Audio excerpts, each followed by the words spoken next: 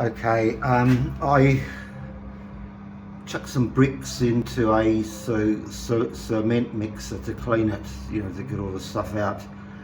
I noticed all this brick dust had formed, the bricks like were smashing against each other, so I made some brick dust. And I've used this brick dust with probably 2 parts brick dust, 1 part cream cement, and I filled, you can hardly tell, 2 holes here. I filled this in. I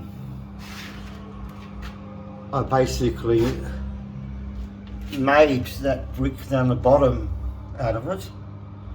I've done this one as well, but then I'm going to put the mortar in to refix the mortar, some of that mix in that. I could scrape that off and make it look better, but I don't care.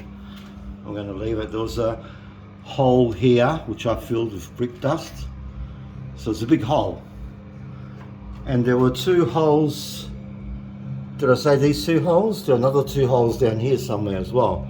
It could be these 2, and you can hardly tell, you know. So yeah, and that's, yeah, it's really easy to make brick dust. I actually used it to carve my name in my building because someone said, you built it by yourself, you should sign it.